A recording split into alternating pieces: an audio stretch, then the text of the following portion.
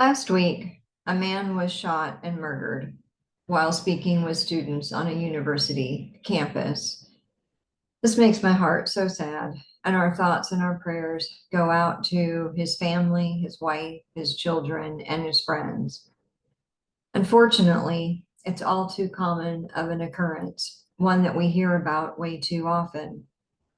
The FBI estimates that in 2024, 16,935 people were murdered in the United States.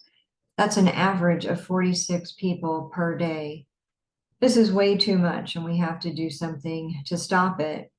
Every time one of these stories, one of these murders makes a headline, we often hear about gun safety or gun control. And while that might be part of the problem, I think it's more of a heart problem. We often hear guns don't kill people, people kill people. And I think that that's very true. When I was researching for the book, It Doesn't Start with a Punch, I learned just how much violence in the media can impact our lives.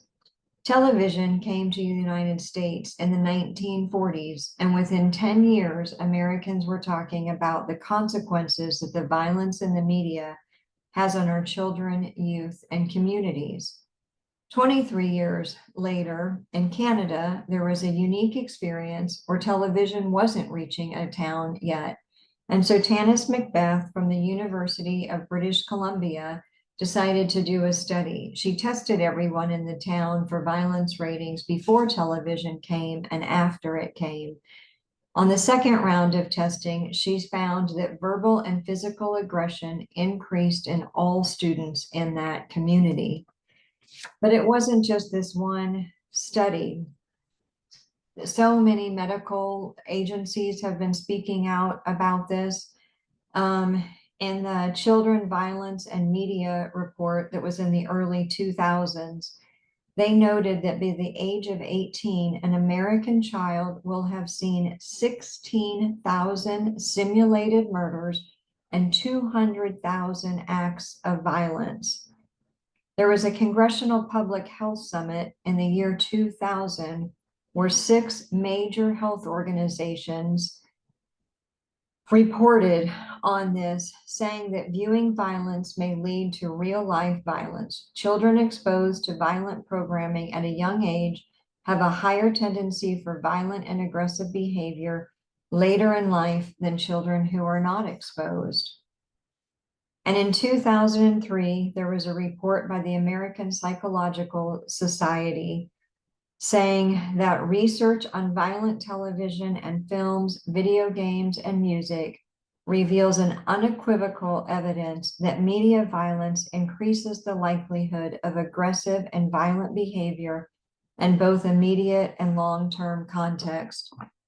Now, I can't tell you how sad this makes me that for 75 years, our medical and mental health societies, organizations, researchers, experts have been talking out about how bad the violence in movies, television, games, and songs are on our communities and are on our youth. They have long-term consequences on their mental health. And yet, when I think of a movie that I watched 25 years ago compared to something with violent content today, what was 25 years ago pales in comparison to what we're watching today.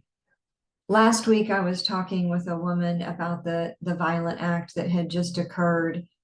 And she told me that she tries not to watch this kind of content because she doesn't want to become desensitized to it.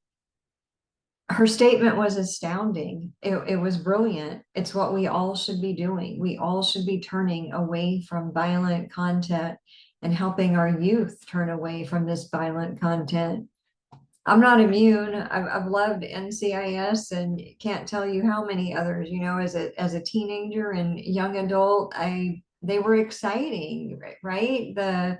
Anything with a struggle, Bruce Willis movies, Mel Gibson movies, the challenge but there was always violence. And again, it's nothing compared to what it is now. And as I researched and as I learned this, I did learn to turn away from it. It's still something that I have to practice and sometimes consciously turn away from something, but it helps. I find that it helps my heart, and I know that it'll help the hearts of our youth. So, anyways, just sharing some of this information. It's all in chapter 16 of the book, and I'll share some links to some of the content as well. But always wishing everybody healthy and safe relationships, and just thinking about everybody in light of this devastating news. I know that it's weighed heavy on my heart, and I know that it weighs heavy on yours too. So let's turn to a brighter future and do what we can to help our youth. Take care.